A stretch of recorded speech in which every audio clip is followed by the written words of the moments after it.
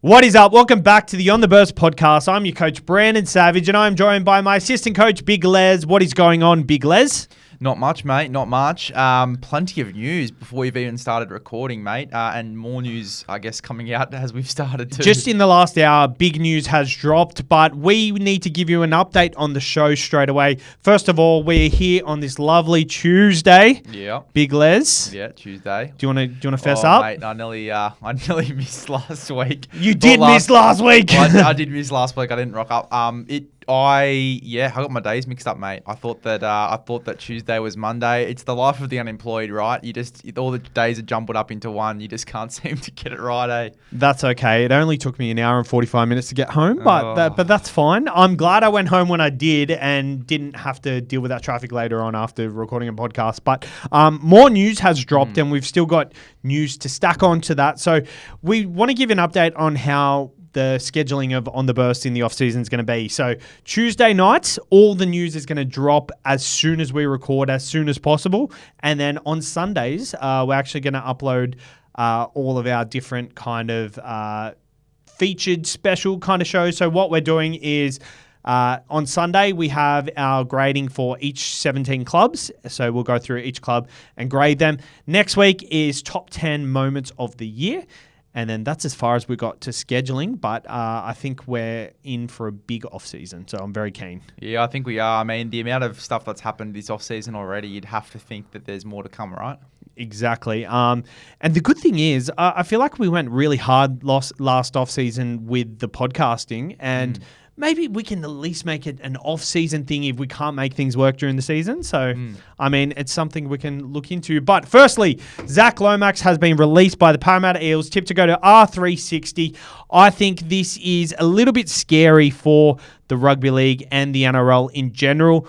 I said a couple of weeks ago that I think that R360, I don't care if they sign to these R360 comps. I'll watch it, let them make their money. But now that Pappy, now that Lomax are gone, now that Payne Haas is speculated to leave, I'm getting slightly scared because these are some big names. Well, you can look at the golf one as well, mate. I think just how it transpired last time with the Saudi golf competition, there was a lot of silence for a while there, and then all of a sudden, I think they made 3 big signings in a row, including Cameron Smith, and it sort of kicked off from there. So maybe that's what Rugby 360 is trying to do. But then again, they've signed no rugby players, which is just a little bit concerning there as well. I think, out of everyone that they could have signed, they've only really looked at 3 NRL players, which sort of worries me a little bit. And I think it goes back to what we were speaking about 2 weeks ago about the fact that maybe they aren't as organised as what they should be for a competition that's going to start this time next year.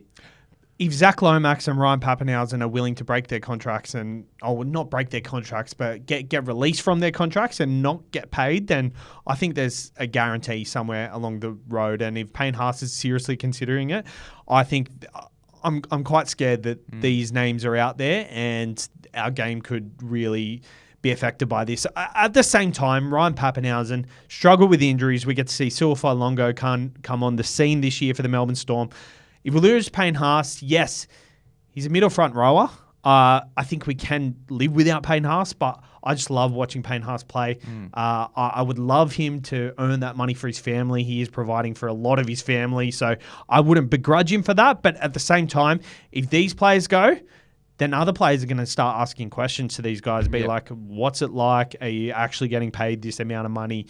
And what's the lifestyle like? Well, I think at this early stage, I think it's all eyes on PVL, right? What's his reaction? Do these 10-year bans get enforced? What's the go? Because I think a lot of these younger players, especially that are maybe getting offered the smaller contracts to go over there just to fill up those teams, they'll be all watching what happens to some of these bigger players with those 10-year bans. And I think that they will probably make their decision a little bit easier. You'd have to think that Lomax's agent might be under a bit of strife now as well, because the agents also get banned and they lose all of their clientele. Yeah, well, I'm pretty sure Zach Lomax and Ryan Papenhuyzen are under the same management, which is Clinton Chavosky. Okay. So I'm very interested to see what happens there, whether there's a loophole prior, like whether they publicly announce that they're split from management before the R360 deal is complete. I'm not sure what the go there is. So maybe that's why they're getting released from their contracts prior. there's some sort of loophole, surely. I don't know what they're going to play, but interesting to see how it plays out. You mentioned Payne Haas. PVL is going to have some stern conversations with him to see where he's at, where his head is at for R360. He's in Fiji at the moment, no reception. Couldn't be a worse time for this to happen, for him to have this on his mind, because he's with his family, he's spending quality time. He probably doesn't want to leave, but then he's going to come back, train 6 times a week in the NRL off-season. I don't know. I feel like it's a bad time for him to be on a holiday. Poor PVL's going to voicemail there. Not so good. He's not what he's used to. Look, it is going to be an interesting time. I think I did see about maybe 5 minutes before we started recording that maybe Payne Haas has told Rugby 360 no, and he's going to stay with the Broncos, but I'm not sure how much you can take out of those sort of reports. He's obviously the big watch for me. I can lose Lomax. I can lose Ryan Papenhuyzen. Payne Haas is such an integral part of our game. But in saying that, he's done everything in the game. He's won a comp. He's played for Australia. He's played for Samoa. He's played Origin. He's done everything in the game. Like, what else has he got to do in the NRL? As well as obviously providing for his family and making a big future for them, getting the cash. I 100% agree. And where he's at in his career, he's done everything in the game. But I still think there's so much more to give. So I really hope he doesn't leave. And as a middle front rower, I know I said before, you're not really, bums on seats aren't happening because of middle front rowers, but I genuinely really enjoy watching Payne Haas play. So it's going to be an interesting time over this next couple of weeks in the off season, next couple of months, to see how this plays out. Because scary times for the NRL, but at the same time, I don't know. I think this 10-year ban kind of, I feel like it was the right move at the time. Let players kind of pull the trigger, and then they've got to backtrack from there rather than the NRL having to backtrack afterwards. So, I think I'm on your side of the fence now with the 10-year bans. A couple of weeks ago, I wasn't. And I thought about it more deeply. I know I said, I'll watch this competition because all these players are going to play. Yeah. I always say that about, like, the Pac champs and reserve grade and all these different kind of games. And I end up, missing the first half or something like that. Like, I'm not as glued to it as I would be. So I think we'll watch game 1, and then after that, I don't think we're watching it again, just quietly. 100%. Breaking news, Eli Katoa ruled out for the season. Tonga were negligent in not putting him off for a HIA assessment prior to the game against Samoa. Yep. There's got to be some form of accountability now from Tonga's S&C. There has to be, or some action in obviously getting them removed and getting them replaced, because they should have done their due diligence. Even though that the NRL's officials didn't step in and say, hey, let's give him a HIA, Tonga's S&C should have really stepped in and said, hey, let's give you a real proper assessment, because they had Leka Halasima as 18th man. They had the coverage for a guy to come in and replace Eli. There really should have been more attention paid to Eli Katoa and his health and his future, rather than we got to win a game. NRL on 9 uploaded the video of Lehigh hitting Eli Katoa in the head, and it was clear that he was out. When I saw that he was playing, I thought that was so ridiculous, and everyone's just passing blame to one another. Somebody's got to be held accountable, because Eli Katoa it seems like he's gone through hell. He's only come back home now, but him being out the season, that's one, the Melbourne Storm miss out, but two, like, he potentially, his career is up in question, and it shouldn't be like that. We've already seen this with Keegan Hipgrave, mate. He's spent the year out, and then that following time he had a discussion with a neurosurgeon, and the neurosurgeon said, mate, you're done. So we could be seeing Keegan Hipgrave 2.0 here with Eli Katoa, and his career might be over. Well, I don't know.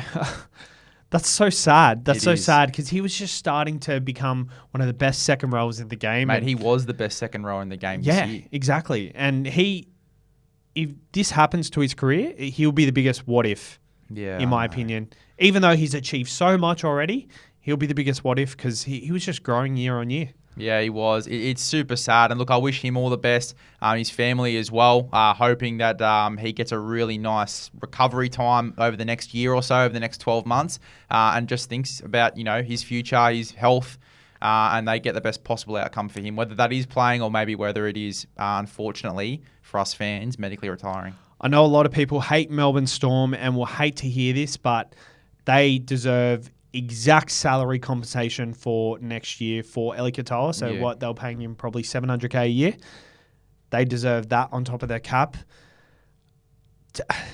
Tino going to the club just seems like nearly a sure thing right now. It does, but I'd be watching the Payne Haas situation too, mate, because Yeah. I think if Payne Haas goes to rugby, I think Broncos will just throw everything they have at Tino. Yep. I think it's pretty much who goes first. I think if you're right and Storm do get that compensation in the cap for Katoa, maybe they go and try and get Tino. Maybe even they try and get him a year early. Yeah. But I think that it's going to be, watching that Broncos situation a little bit more tightly. And if Payne Haas does decide, to backflip and go to Rugby 360 and get that paycheck, I'd be watching Tino potentially to go over there after this year. Pappenhausen, Eli Katoa. I'm pretty sure they had someone else leave in the off-season as well, kind of a big name. But Pezzett. Yeah. That's a Nelson. lot. Nelson's probably on the way out to Parramatta potentially. So there's a lot to happen, and a lot already has happened. They've got so much in their cap, and I just hope they sort it all out and they aren't affected too much. And most of all, Ellie, I hope he's all right. Yeah, 100%. Like, as I said before, wish Ellie all the best, and his family as well. Like, he's been in the headlines for the past 3 weeks since he's had this head knock. So just wishing them all the very, very best, and hopefully they come up with the right outcome, not only for us, as the game as well, and but Eli Katoa and his health and making the right decision there. Yeah, very scary times when he went off the field there. On to some lighter news. DCE has been spotted in a Roosters kit for the first time, and I've seen a lot of negative kind of adaptations to DCE going to the Roosters and Savala going out. I actually want to put a positive spin on it. Yep. I actually think it's a really good thing. The Roosters had a really good year last year. They overachieved, and I think they're closer to a premiership than what a lot of people would have thought this time last year. And getting in DCA really puts them in contention. They've nearly got the best spine in the competition in the NRL at the moment. Well, it's short-term versus long-term thinking, right? In the short term, they've got DCE, a very experienced halfback that can come in. They're pretty much a top 4 side with him in there. They can definitely contend for a premiership. They've got a guy that can mentor Sam Walker into becoming the next, strong, structured halfback at the club. And DCE is pretty much perfect for that sort of transition. Long-term thinking, Savala, he showed so many positive signs throughout last year that, obviously fans are going to want to see that continue and watch that halves pairing develop. But yeah, look, I think it's going to be interesting. They've got Rodwell in reserve grade too, and I think that they're a little bit higher on Rodwell than they currently are on Savala too. So that'll be the watch for me. What they decide to do, is Rodwell the guy, is Savala the guy going into 27? And that'll give you a pretty clear indication of if this is the right move or not. Because I think Savala, regardless, is going to leave going into 2027. No doubt that Savala he was harshly done by. He had a great 2025 season, but 2025 wasn't meant to happen for Savala. He got 1 year experience that we weren't expecting him to get. The Roosters, it wasn't in the Roosters' plans. And one thing I dislike about clubs at certain times is when they overreact to plans changing and things looking different to how they planned it, and they completely change their roster in accordance to that. So maybe a boom rookie like Ash Taylor has a massive season. Titans move heaven and earth to get them over, and look how that turned out for their club. What I like about this is DC comes over, mentors Savala into the player that they want him to be eventually. Yes, he's already got that first year of first grade under his belt. He wasn't meant to play first grade this year, nor probably wasn't meant to get much of a go next year.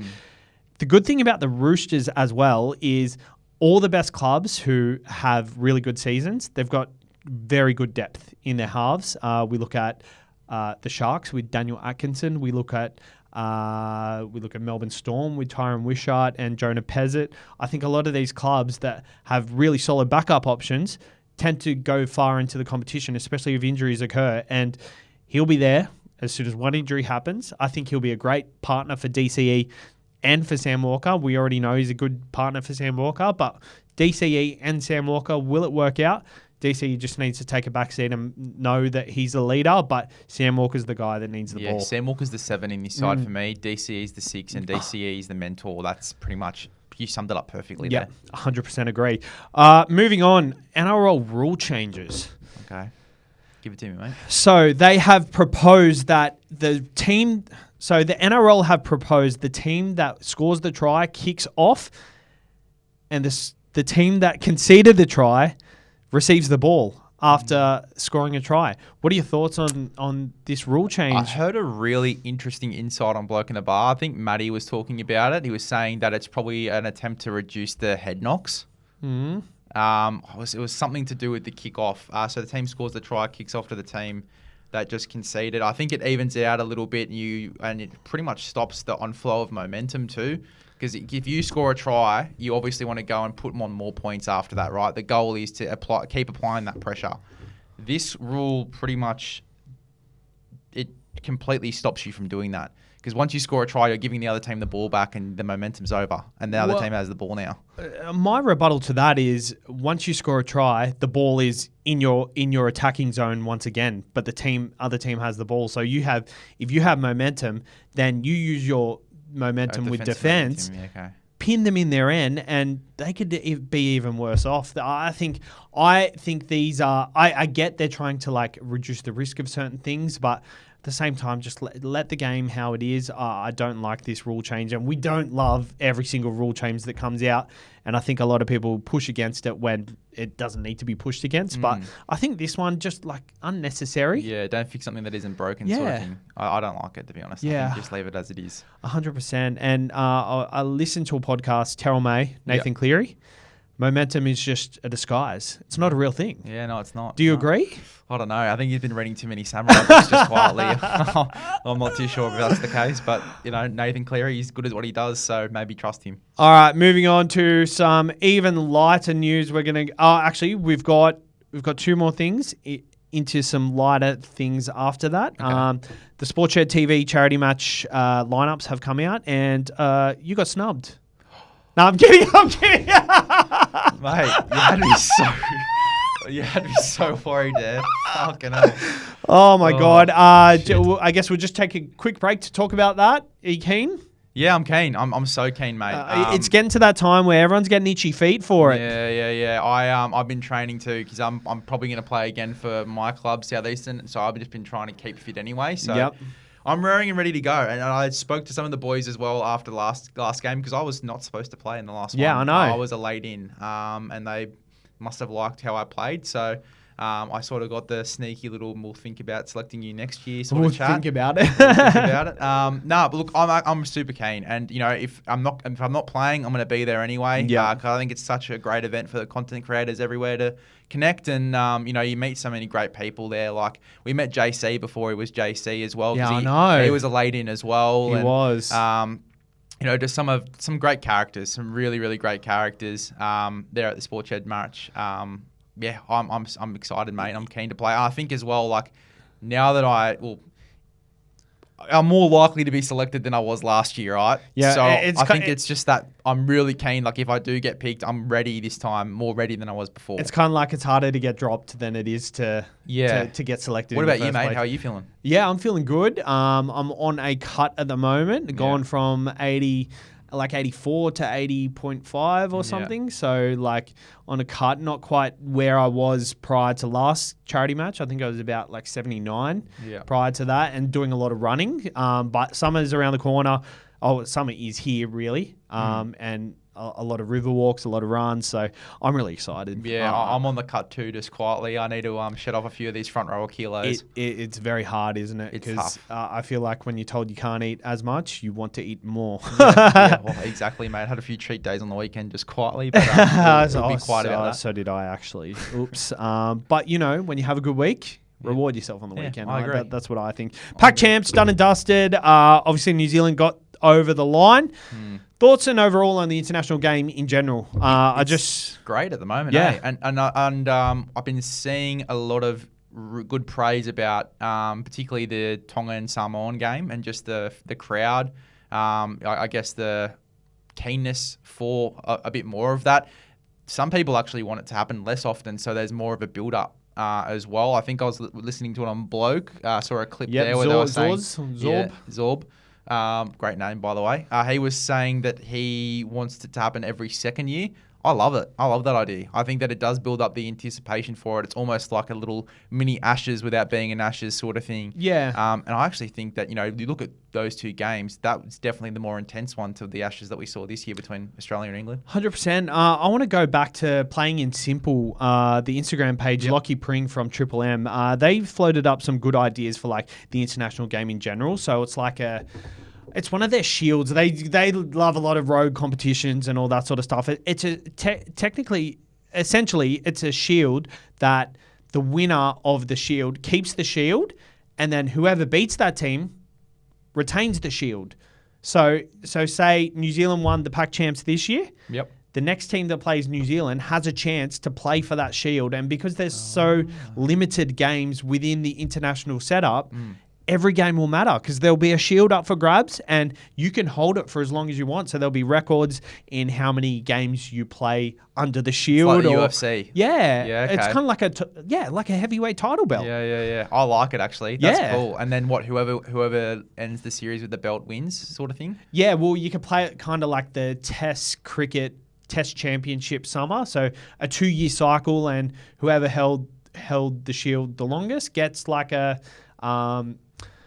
like a trophy for the rolling year or something. Yeah, Who knows? But you've got to really schedule it every 2 years to make sure that everyone plays enough games that is cool to have the shield in contention. So, you'll have the end of year thing. So if someone's got the shield and they don't have a chance to take it off someone, then it's kind of unfair if it's a shield. There's a lot of workshopping to do, but I think there's something in it, to be honest. Can I throw an idea at you just to make the World Cup even a little bit more exciting? Do you reckon you should throw it to the fans to pick the sides? So you know how you can like vote for like Origin teams, you don't obviously have a say in what the team's going to be, but you have that. I think it's the Ampol website thing, and you can like pick your own team. Should you throw it to the fans to like put a side together, and then the most popular side, obviously barring injury, goes out there? Is that too much, or what do you reckon? I mean, I'm not a. I love the idea. I'd be against it actually being practical. Yeah. Just because I feel like Australia would get dudded and somehow Kyle Flanagan will be a halfback. That's just where I think it would go. So there's obviously flaws in it, but I don't know. Like I think obviously a little bit of logic there. Like the coach would have, I guess, final say on the team. But or they could pick a squad. Yeah, they could pick a squad and you pick the 1-17. Yeah. So I think that's a fair kind of way. Yeah. But also like at the same time, I don't know. I think it'd be cool. Like you obviously just you have the build up to it as well, or even like you submit a team, and then if your team gets picked, you get a prize or something along those lines, or a shout out from the NRL or something along those lines. Yeah, there's some merit in some fan engagement for the World Cup to get people involved, but. That's one way to get people in for sure. I don't know. I just thought of that then. I think that would be pretty cool. But there's definitely plenty of flaws if you just leave it out to people to put teams together, because they'd be stuffed. I guess in a nutshell, I think the international game is popping, and the fact that we're talking about these ideas and we're actually excited about it it means it's in a good direction. And after watching New Zealand and all these sides play, it's going to be a terrific World Cup. And New Zealand have been so dudded from all these Tonga and Samoa and not being able to be eligible to play Origin. Yeah. So I think they've done really well in like winning that and playing so well. Well, they're in the Pacific Bowl final last year. They versed PNG and pumped them, remember? Yeah. And then they've won the Pacific Championship. Exactly. So they're on the way up as well. I thought a way to fix the eligibility debate was potentially have a lockout Origin period, 3 weeks, and then have like the Tonga Samoa clash on the same weekend. So effectively they have to choose.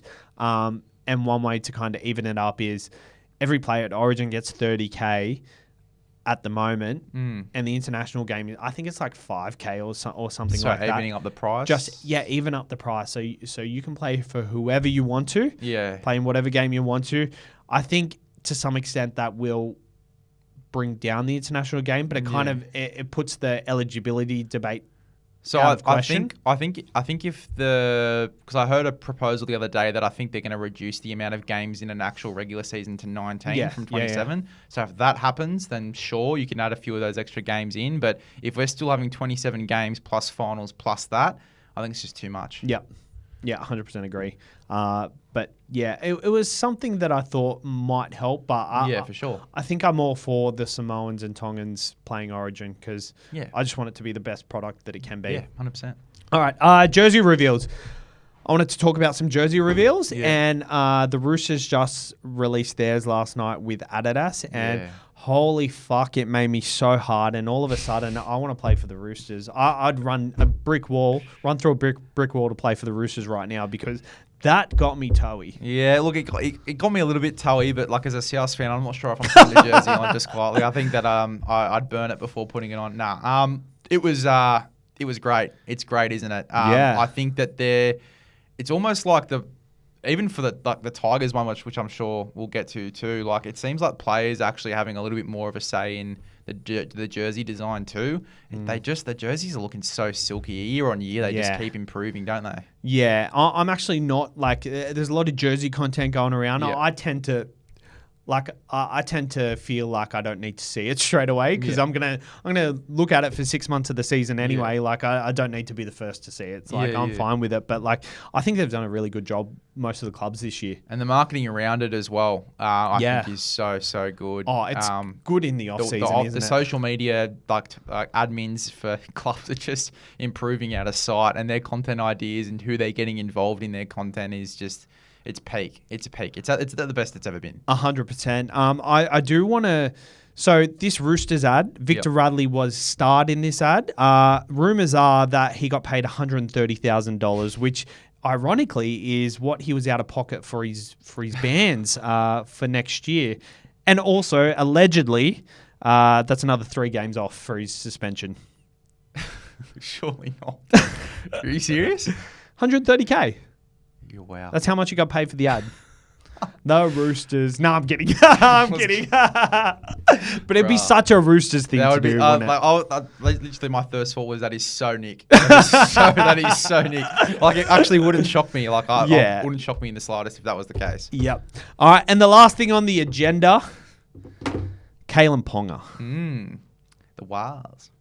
The Wars? Yeah, didn't he meet with the Warriors CEO just a week ago? Oh, yeah, I think that was a bit of smoke and mirrors. It was kind of about something else. I know what you're talking about. Yeah. Oh, I know. Do you want to watch the video? Here, let's watch the video so we can. Sweet. So we can watch it together. I need a stall while I find the video. So essentially, Kalen Ponga went on the Instagrams yesterday, and here's the video. Big Mayo guy.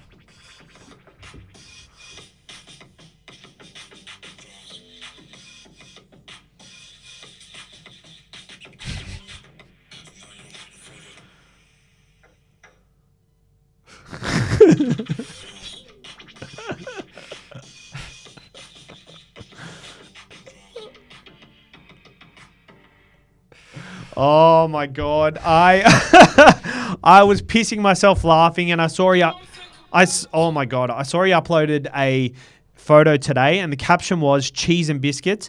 First comment I see, Big Les with a side of mayo apparently.